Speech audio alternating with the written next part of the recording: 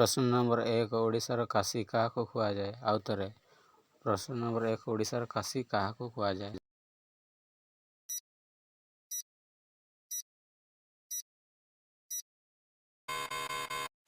यार उत्तर होउछि भुवनेश्वर। प्रश्न नंबर 2 ओडिशार शंख क्षेत्र काहाकु कुहाଯାଏ? उत्तर निश्चय कमेंट सेक्शन रे जणाइबे।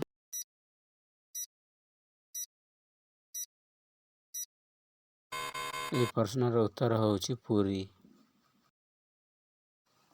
3 नंबर ओडिशार गदा क्षेत्र बोली केउं स्थान परिचित?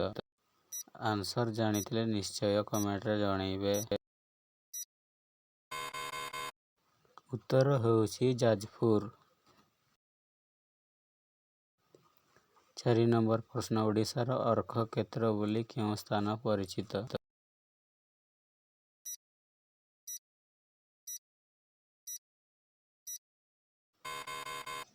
यार उत्तर हेउछि कोणार्क। 5 नंबर प्रश्न ओडिशार तुलसी क्षेत्र बोली केउं स्थान परिचित? उत्तर निश्चय 5 सेकेंड रे जणाइबे। यार उत्तर हेउछि केन्द्रापड़ा। 6 नंबर ओडिशार स्वर्ण क्षेत्र बोली केउं स्थान परिचित? कमेंट सेक्शन रे निश्चय मतामत जणाइबे।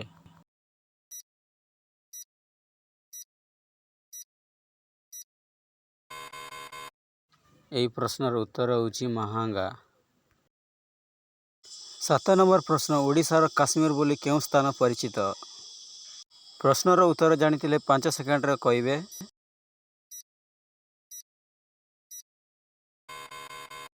प्रश्नर उत्तर होउछि दारिंगबाड़ी। 8 नंबर प्रश्न ओडिशार गंगा काहाकु कुहाଯାଏ?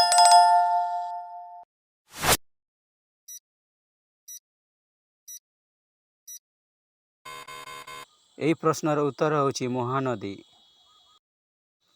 9 नंबर प्रश्न ओडिशार बातहांडी बोली केउं स्थान परिचित?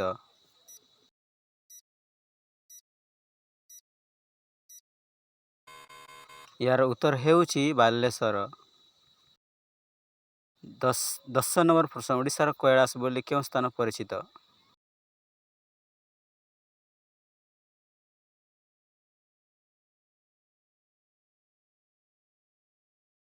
एई प्रश्नर उत्तर होउछि कपिलास पर्वत ढेंकानाल रे अवस्थित। 11 नंबर प्रश्न ओडिशार विहंग विहार बोली केउं स्थान परिचित? एई प्रश्नर उत्तर कमेंट सेक्शन रे निश्चय जणाइबे। एहार उत्तर हेउछि चिलिका। 12 नंबर प्रश्न ओडिशार स्वर्ण त्रिभुज केउं केउं स्थानकु कुहाଯାଏ?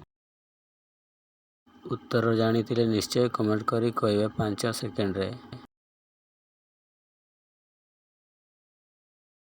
एई प्रश्नर उत्तर होउछि पुरी, कोणार्क और भुवनेश्वर। 13 नंबर प्रश्न ओडिशार साबर क्षेत्र बोली केउं स्थान परिचित? एभଳି ନୂଆ ଭିडिଓ ପାଇବା ପାଇଁ ଚ୍ୟାନେଲକୁ ସବସ୍କ୍ରାଇବ କରନ୍ତୁ। 13 ନମ୍ବର ପ୍ରଶ୍ନର ଉତ୍ତର ହେଉଛି କୋରାପୁଟ। 14 ନମ୍ବର ପ୍ରଶ୍ନ ଓଡ଼ିଶାର କଳା ପଗୋଡା ବୋଲି କେଉଁ ମନ୍ଦିର ପରିଚିତ?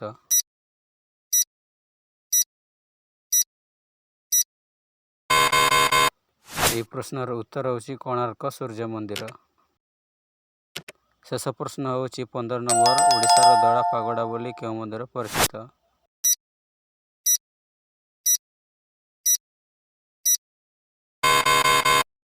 यार उत्तर होची श्री जगन्नाथ मंदिर।